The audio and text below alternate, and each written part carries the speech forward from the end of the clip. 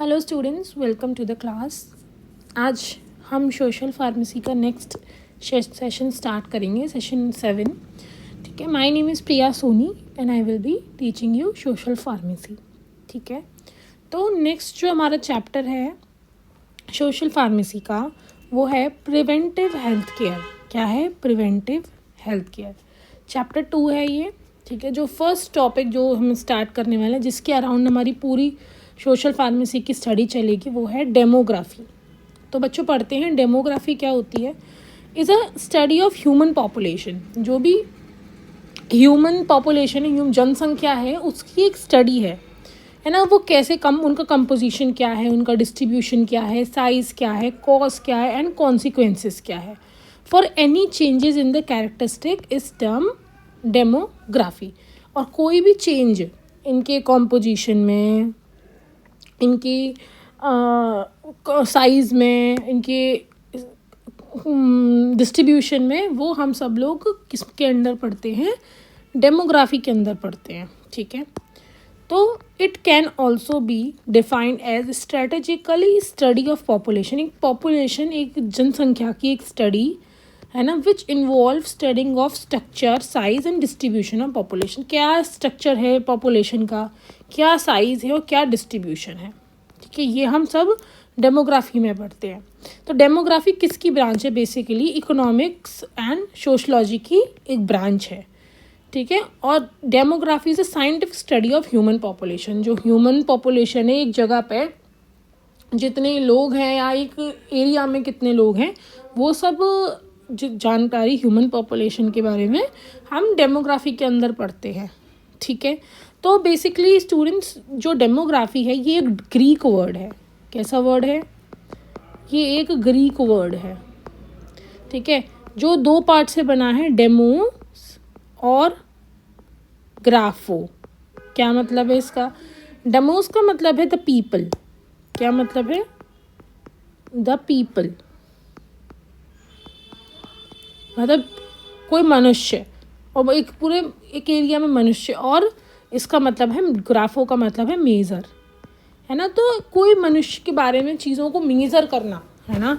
कोई एक particular area में रह रहे लोगों के बारे में कुछ पता लगाना है, उनके साइज़ को, उनके स्ट्रक्चर को मेज़र करना is a part of demography. समझ में आया? क्लियर है? तो फादर ऑफ डेमोग्राफी हम किसे कहते हैं? आप एक ये और ऐड कर लेना, क्योंकि पता नहीं है ना कि कहाँ से क्वेश्चन आ जाए आपके एग्ज़ाम में। Sorry, this is demography.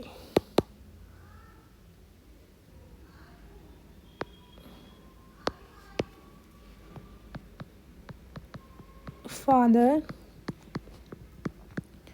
Of demography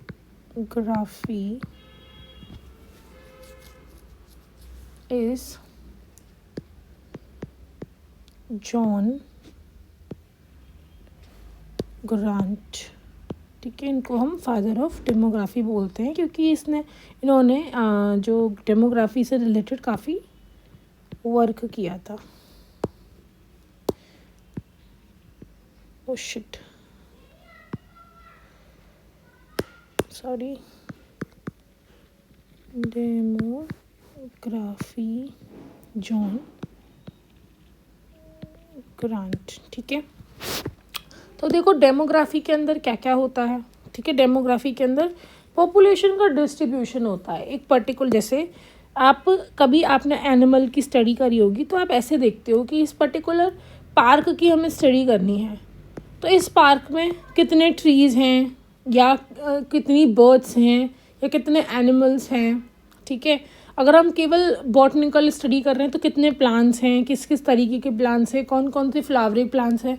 तो ये क्या है? एक तरीके से एक पर्टिकुलर एरिया की जानकारी रखना। तो ऐसे ही ह्यूमन डिस्ट्रीब्यूशन, जो पॉपुलेशन का डिस्ट्रीब्यूशन एक पर्टिकुलर एरिया में कैसा है, वो हम पता लगा सकते हैं by demography. Then we have change in population size, कि पॉपुलेशन की साइज़ में चेंज हो रहा है। जैसे आपने सुना ना, मोर्टेलिटी रेट, है ना, किसी की डेथ हो रही है, अडल्ट लोगों की, किसी चाइल्ड की, किसी इन्फेंट की, तो वो सब क्या है? पॉपुलेशन में चेंज हो रहा है। तो कितना चेंज हो रहा है पॉपुलेशन में, हम इसे क्या कहते हैं? इसे हम डेमोग्राफी कहते हैं। इसको हम डेमोग्राफी के अंतर्गत पढ़ते हैं। देन पॉपुलेशन कंपोजिशन, की जो पॉपुलेशन है उसका कंपोजिशन क्या है, कि इस पॉपुलेशन में अडल्ट कितने हैं, इस पॉपुलेशन में चाइल्ड कितने हैं, इसमें सीनियर सिटीजन कितने हैं, है ना, और इसमें फीमेल्स कितनी हैं, है ना, इसमें फीमेल कितनी हैं। ये सब क्या है, ये पॉपुलेशन के कॉम्पोजिशन है कि पॉपुलेशन में क्या है। ठीक है, ऐसे ही ट्रीज़ की पॉपुलेशन में कितने हर्ब्स हैं, कितने शर्ब्स हैं, कितने फ्लावरिंग प्लांट हैं, तो वो क्या है कि पॉपुलेशन में किस किस चीज़ों से मिलके बनी हुई है। देन जो पॉपुलेशन है उसमें 4 प्रोसेसेस होती हैं, fertility, motility, marriage and social mobility. ठीक है, फर्टिलिटी मतलब नए बच्चों का पैदा होना, कि किस दर से वो बच्चे पैदा हो रहे हैं या कितने बच्चे पैदा हो रहे हैं। मोर्टेलिटी आपको पता है, मरना। मैरिज और सोशल मोबिलिटी भी हम आगे पढ़ेंगे कि इंसान जो माइग्रेट करते हैं। ठीक है, तो पहले हम डेमोग्राफी साइकिल पढ़ते हैं। Demographic cycle is followed through out the world, पूरे वर्ल्ड में ये फॉलो होती है, पूरे वर्ल्ड में ये यूज़ होती है। The stages of demography cycle under go variation in different country, her country का जो डेटा है, हर कंट्री जो साइकिल का जो डेटा है वो अलग अलग है। पॉपुलेशन के बेस पे, ग्रोथ के बेस पे, इंडस्ट्रियलाइजेशन के बेस पे। ठीक है, जैसे हमारी जो इंडिया है वो डेवलपिंग कंट्री है, कुछ कंट्री डेवलप्ड है ऑलरेडी, है ना, कुछ कंट्री अभी भी अंडर डेवलप्ड है। तो हर कंट्री के हिसाब से जो डेटा होता है वो अलग होता है। Then after studying the statical population growth data of various countries, it has been concluded that demography cycle comprises of 5 stages। सारी कंट्री का डेटा देखते हुए, सबको एक एवरेज निकालते हुए हमें पता चला है कि जो डेमोग्राफिक साइकिल है वो क्या है, वो उसकी 5 स्टेजेस है, 5 स्टेजेस है। First is high stationary stage, second is early expanding stage, third is late expanding stage, fourth is low stationary stage और फिफ्थ इज डिक्लाइनिंग शेप। देखो हम यहाँ पे लिख लेते हैं क्या क्या होता है। फर्स्ट जो है हमारी फर्स्ट स्टेज है हाई स्टेशनरी स्टेज। इसमें क्या होता है, in this we have high birth rate, पैदा होने वाले लोगों की संख्या ज़्यादा होती है। अब इतने में इसको लर्न कर लेना, मतलब आपको मेन पूरा नहीं लर्न करना होता है। एक मिनट में ना इसको थोड़ा पूरा लर्न नहीं करना होता है, मेन देखो इसमें आप इतना लर्न करना, हाई स्टेशनरी, हाई से high birth rate, high birth rate and high death rate, कि डेथ भी लोगों की हाई रेट से हो रही है और पैदा भी लोग हाई रेट से हो रहे हैं। देखो अब इसको हम पढ़ते हैं। High birth and high death rate, characteristic feature of this stage, the birth data birth and health rates act with respect to each other specific position so that the population remains stable। जितने पैदा हो रहे हैं लगभग उतने ही की death हो रही है। इससे क्या होगा, जो एवरेज होगा, है ना, जो एवरेज होगा वो सेम रहेगा और पॉपुलेशन में स्टेबिलिटी होगी। तो हाई बर्थ रेट, पैदा होने की वालों की संख्या भी ज़्यादा है और जो मर रहे हैं, मृत्यु हो रही है जिनकी, उनकी भी संख्या ज़्यादा है। दूसरा क्या है, सेकेंडरी स्टेज, है ना, जिसको हम बोलते हैं अर्ली एक्सपेंडिंग स्टेज। इसमें क्या होता है, अर्ली एक्सपेंडिंग स्टेज में कांस्टेंट है birth rate, constant birth rate, but birth rate तो स्टेबल है, कांस्टेंट है, लेकिन जो डेथ रेट है वो कम हो गई है। Constant birth rate and decline या लो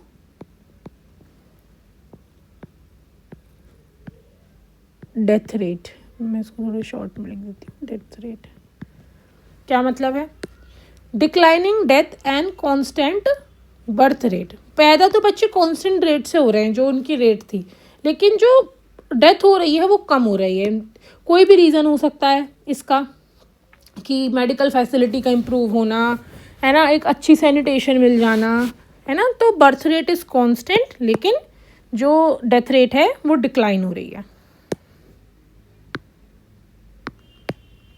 देन वी है थर्ड है लेट एक्सपेंडिंग स्टेज। ठीक है, इसको हम further declining death and falling birth rate are the characteristic feature of this stage. The population grows continuously during this stage because no birth exceeded the birth rate. क्या मतलब है declining birth rate, कि birth rate लोगों की कम हो रही है। आपने सुना होगा ना, आजकल जापान और कोरिया में क्या है कि नए बच्चे पैदा नहीं, बहुत कम बच्चे पैदा हो रहे हैं, है ना। वो लोग पैदा नहीं कर रहे हैं बच्चे, क्योंकि वहाँ पे एक्सपेंसेस बहुत ज़्यादा। आपने रशिया में भी सुना होगा, वॉर की वजह से गवर्नमेंट ने बोला है कि आप बच्चे पैदा करो, आपको गवर्नमेंट के थ्रू सपोर्ट मिलेगा, राइट, आपको पैसे मिलेंगे। तो वो क्या है, वो बर्थ रेट को इंक्रीज करने का एक तरीका है, डिक्लाइनिंग डेथ रेट। ठीक है, क्या मतलब है कि डिक्लाइनिंग डेथ रेट मतलब डेथ रेट भी कम हो रही है और बर्थ रेट भी कम हो रही है, दोनों चीज़ें ही कम हो रही हैं पॉपुलेशन में। ठीक है, no number of birth rate exceeds the, समझ में आया, बर्थ रेट भी कम हो रही है और हमारी डेथ रेट भी कम हो रही है लेट एक्सपेंडिंग स्टेज में। नेक्स्ट पढ़ते हैं हम अपनी फोर्थ स्टेज। फोर्थ स्टेज क्या है, low birth and low death rate are characteristic feature of this stage, thus the overall population remains constant। ठीक है, क्या मतलब है कि बर्थ रेट भी लो है, लो बर्थ रेट है ना, एंड उसके साथ साथ डेथ रेट भी लो है, दोनों लो हैं। तो वो क्या है, वो हमारा लो स्टेशनरी स्टेज है, लो। ठीक है, ये था लेट एक्सपेंडिंग स्टेज जिसमें बर्थ रेट और डेथ रेट डिक्लाइन हो रही थी, कम होती जा रही थी। तो लो वाले में ऑलरेडी ये लो है। देन फिफ्थ स्टेज है हमारा, जिसको हम बोलते हैं declining stage. Low birth rate rather than death rate, this is a characteristic feature of this state. और इससे क्या होगा, पॉपुलेशन डिक्लाइन होने लगेगी। तो बर्थ लोगों का कम हो रहा है, जितने लोग मर नहीं रहे हैं, है ना, बर्थ लोअर बर्थ रेट, रुक जाओ मैं अच्छे से समझाती हूँ। देन डेथ रेट, क्या मतलब है कि मानो एक साल में एक पर्टिकुलर पॉपुलेशन में, है ना, मानो 2000 लोगों की डेथ हो रही है और केवल नए बच्चे जो पैदा हो रहे हैं वो 1000 है। समझ में आया, 2000 मर रहे हैं लेकिन 1000 ही पैदा हो रहे हैं। लेकिन ऐसा नहीं होना चाहिए लोग, ये चीज़ बराबर होनी चाहिए जिससे हमारी पॉपुलेशन स्टेबल हो जाए। लेकिन ये बराबर नहीं है, तो इसका मतलब क्या है कि हमारी पॉपुलेशन कम हो जाएगी, कम होने लगेगी। ठीक है, समझ में आया। हाई बर्थ रेट, हाई में दोनों चीज़ें सेम हैं कि अगर 2000 लोगों की बर्थ हो रहा है तो कम से कम 1900 या 1950 मर रहे हैं। ठीक है, लगभग सेम है। तो इस तरीके से जो पॉपुलेशन है वो स्टेबल रहती है, वो कांस्टेंट रहती है। समझ में आया, क्लियर हुआ। ये हमारी 5 साइकिल थी। अब हम टॉपिक पढ़ेंगे फैमिली प्लानिंग, कि हम पॉपुलेशन को कैसे स्टेबल रख सकते हैं, क्योंकि पॉपुलेशन जो है वो बढ़ती जा रही है, इतने रिसोर्सेज नहीं है, तो कैसे हम पॉपुलेशन को स्टेबल रख सकते हैं। ठीक है, तो पढ़ते हैं फैमिली प्लानिंग क्या होती है। An expert committee of the world health organisation, world health organisation, उन लोगों ने फैमिली प्लानिंग का जो टॉपिक है उसको डिफाइन किया है 1971 में, है ना। उन्होंने बोला a way of thinking and living adopt voluntarily on the basis of knowledge, attitude and responsible decision by individual and couples in order to promote health and welfare to the family group, thus contribute effectively in a social development। दो समझदार लोगों का, volunteer का, खुद से, है ना, couples का खुद से, है ना, अपना अच्छे से डिसीजन लेना, है ना, जिससे वो हेल्थ को और फैमिली वेलफेयर को प्रमोट कर सकते हैं। क्या मतलब है, आपने सुना होगा फैमिली प्लानिंग करना, कि मतलब एक तरीके से बच्चों की प्लानिंग करना, ठीक है। अनवांटेड बर्थ ना होना, है ना, जो भी बच्चे हो रहे हैं वो हेल्दी हों, एक प्रेगनेंसी के बीच में कम से कम 3 साल का गैप हो। तो ये सब चीज़ें क्या थी, ये सब चीज़ें फैमिली प्लानिंग में थी, जो कि एक समझदार कपल को सीखना चाहिए और करना चाहिए। अब देखो क्या क्या ऑब्जेक्टिव थे फैमिली प्लानिंग के। अनवांटेड बर्थ, है ना, अनवांटेड प्रेगनेंसी, अनवांटेड बर्थ किसी भी बच्चे का ना हो, वो कैसे होगा, कॉन्ट्रासेप्टिव यूज़ करके, जो हम आगे पढ़ेंगे। Then to bring about wanted birth, अगर आपको जब बच्चा चाहिए तो आप प्लान करो, है ना, प्लानिंग से, और जो बच्चा है उसको पैदा करो जिससे उसको बेटर जो फैसिलिटीज़ हैं वो मिल सकें। Then to regulate the interval between the pregnancy, कम से कम 3 साल का गैप हो, है ना, 2 प्रेगनेंसी के बीच में, जिससे जो मदर है वो भी हेल्दी हो और जो इन्फेंट या बच्चा पैदा होगा वो भी हेल्दी पैदा हो, क्योंकि मदर की बॉडी को सारे चीज़ों को रिवाइव करने में टाइम लगता है। Then control the time at the birth occur in the relation of parents age, ठीक है, मतलब बच्चा control the time at which birth occur, मतलब पेरेंट्स, जैसे लड़कियों की एज बताइए 18 शादी की, है ना, तो एक पर्टिकुलर एज में आके ही बच्चा हो, ऐसा नहीं टीनेज प्रेगनेंसी हो रही हो, है ना, एक एज में पेरेंट्स की एज होनी चाहिए गुड, है ना, जब वो लीगली बच्चा पैदा कर सके, और उसी टाइम उनको करना चाहिए जिससे उनकी बॉडी भी रेडी हो, वो मेंटली भी रेडी हो, फिजिकली भी रेडी हो। To determine the number of children in the family, ये नंबर है तो यहाँ डॉट लगा लो, कि कितने चिल्ड्रन हैं पूरे फैमिली में, ये उनको ध्यान रखना है। ऐसा नहीं है कि बहुत सारे 10-10 12-12 बच्चे कर लिए, नहीं, एक लिमिट से बच्चे करने हैं जिससे हमारी जो पॉपुलेशन है वो भी कंट्रोल में रहे। तो कुछ मेथड्स होते हैं अनवांटेड प्रेगनेंसी को रोकने के, जिससे हम प्रेगनेंसी अवॉइड कर सकते हैं। ऐसे हमारे पास कुछ मेथड होते हैं। फर्स्ट इज कॉन्ट्रासेप्टिव मेथड, है ना, मतलब प्रिवेंट करने के लिए, ठीक है, हम इसे रोक सकते हैं क्या, कुछ चीज़ें यूज़ करके, वो क्या होती है, contraceptive method. Many scientifically tested and reliable contraceptive methods are available which can help the couple to unwanted pregnancy. A gynecologist should be consulted before adopting some of these.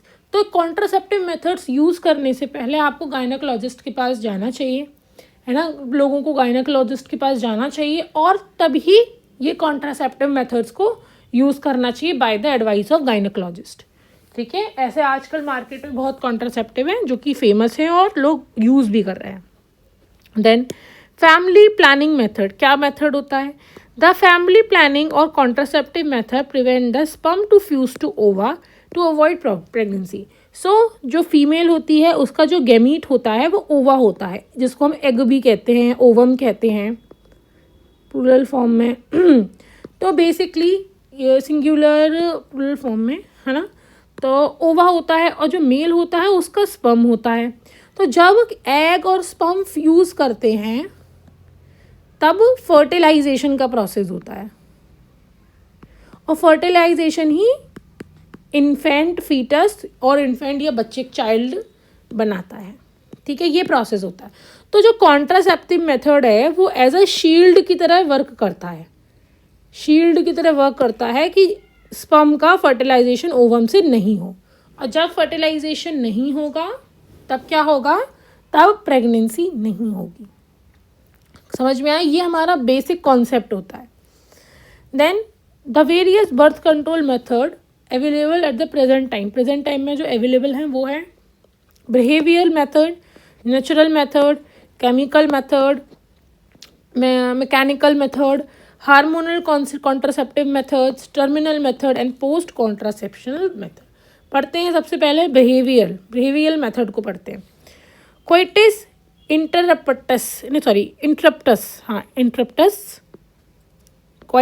Interrupts, the oldest method of voluntary fertility control in which male withdraw before ejaculation.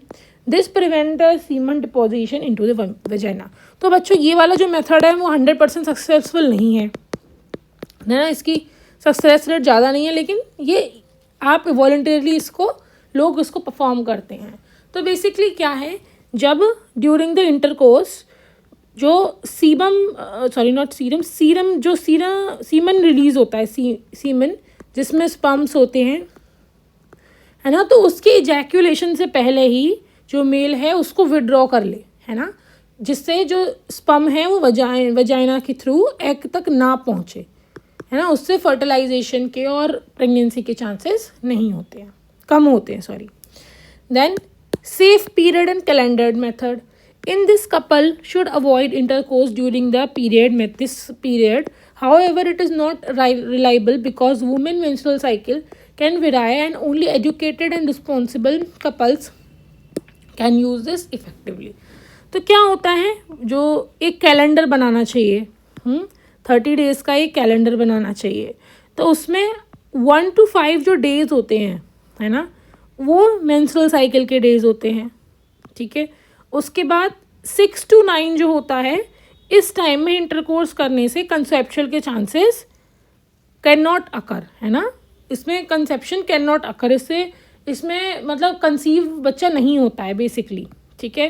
Then 10 to 18 जो होते हैं वो unsafe होते हैं, इस time maximum chance होता है बच्चा कंसीव करने का, क्योंकि ये फर्टाइल पीरियड होते हैं, यहाँ पे ओव्यूलेशन हो जाता है, और अगर एक बार ओव्यूलेशन हो गया, एग रिलीज हो गया, तो कंसीव करने के चांसेस बहुत हाई हो जाते हैं।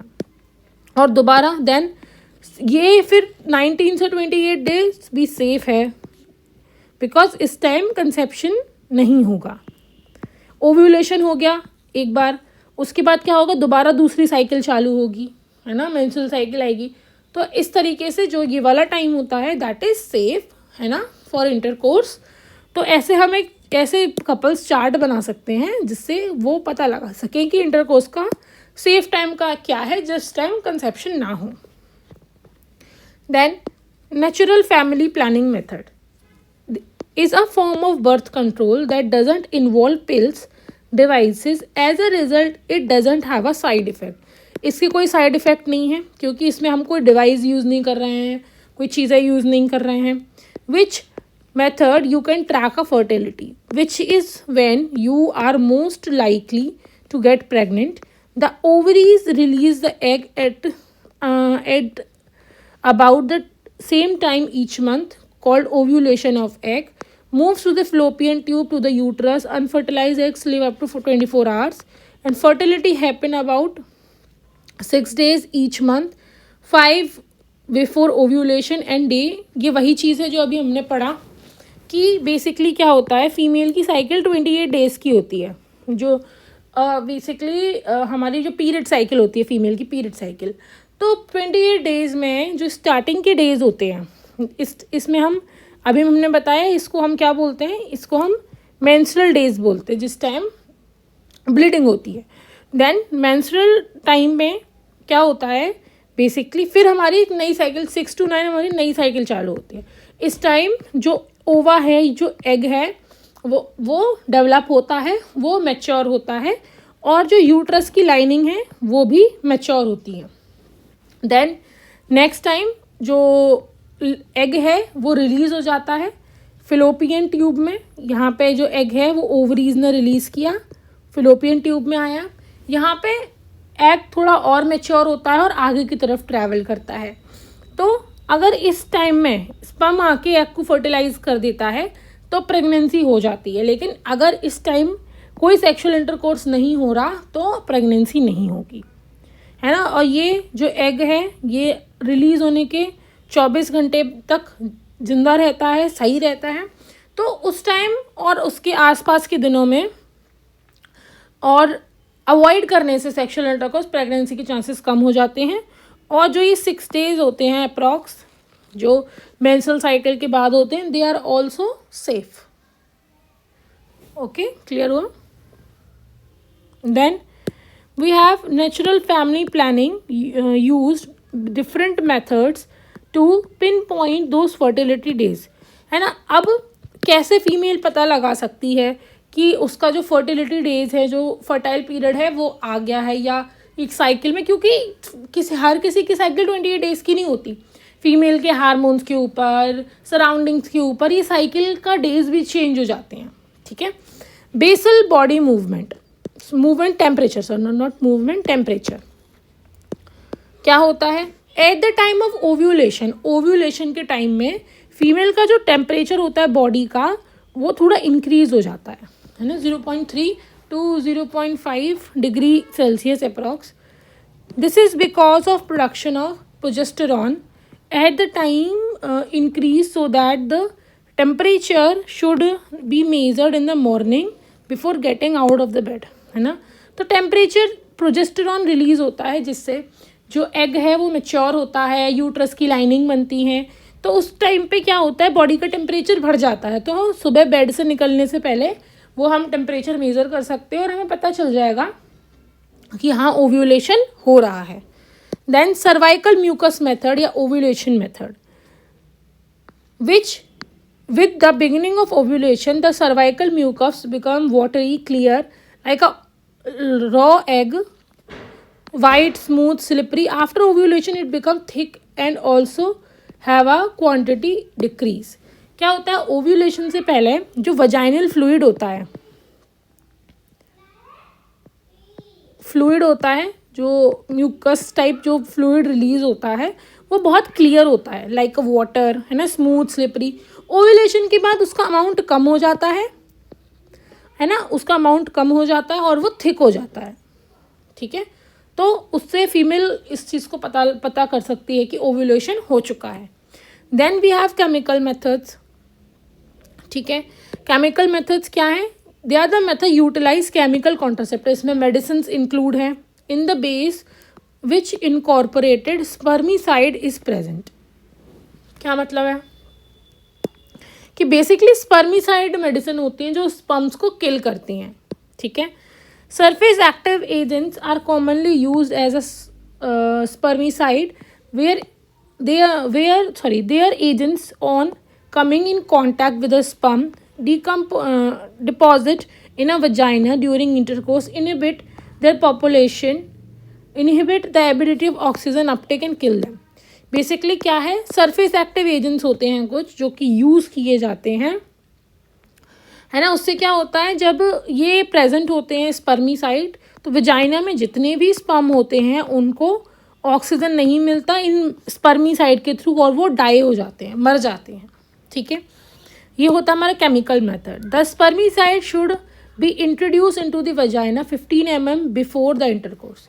और स्पर्मिसाइड को फीमेल कंज्यूम करती हैं और कितने बिफोर इंटरकोर्स वजाइना में हमें जो फीमेल हैं उनको पुट करना होता है जिससे वो वर्क करें एज अ स्पर्मिसाइड और आने वाले स्पर्म को किल कर दें।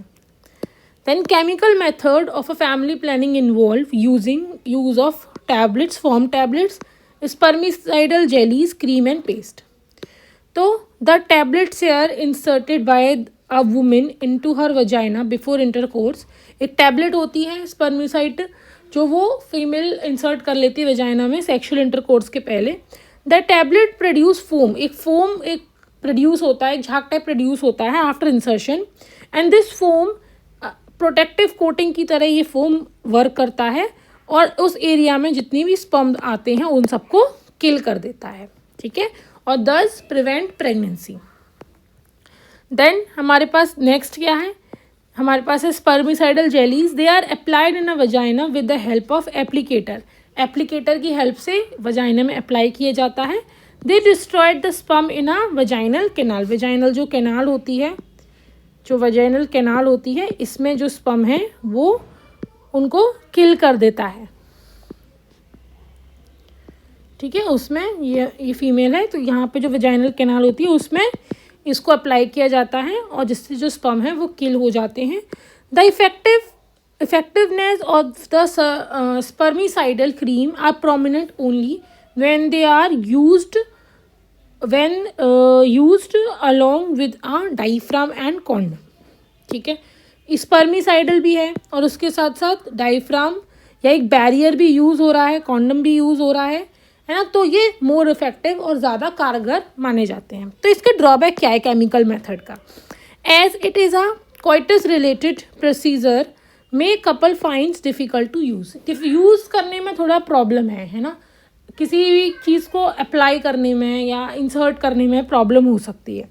बर्निंग और इरिटेशन हो सकती है क्योंकि केमिकल्स हैं आखिर, और जो अंदर की स्किन होती है वजाइना की वो थोड़ी स्मूथ होती है, बेसिकली डेलिकेट होती है, नॉट स्मूथ, डेलिकेट होती है, तो उसमें थोड़ी सी इरिटेशन और बर्निंग सेंसेशन हो सकता है। Not fully effective unless used the another barrier method, दूसरा बैरियर मेथड जब तक यूज़ नहीं करोगे तो 100% सक्सेसफुल नहीं है। कोई कपल ये क्लेम नहीं कर सकता कि हमने ये दोनों मेथड यूज़ किए थे, है ना, और तो हमें तो प्रेगनेंसी नहीं हो सकती। नहीं, प्रेगनेंसी तब भी हो सकती है अगर आपने उसके बाद भी बैरियर मेथड यूज़ नहीं किया तो। ठीक है, तो स्टूडेंट्स आज के लिए इतना ही। हम लोगों ने बिहेवियरल मेथड, नेचुरल मेथड और केमिकल मेथड पढ़ लिया है। आगे हम मैकेनिकल मेथड, ठीक है, और हार्मोनल कॉन्ट्रासेप्टिव पढ़ेंगे, टर्मिनल मेथड पढ़ेंगे, पोस्ट कॉन्ट्रासेप्शन मेथड पढ़ेंगे, then mother and child care पढ़ेंगे, ब्रेस्ट फीडिंग, ये सब चीज़ें हम पढ़ेंगे कि क्या क्या इंपॉर्टेंट होता है फॉर अ हेल्दी पॉपुलेशन। तो स्टूडेंट्स आज के लिए इतना ही। We will meet in the next session. Bye bye.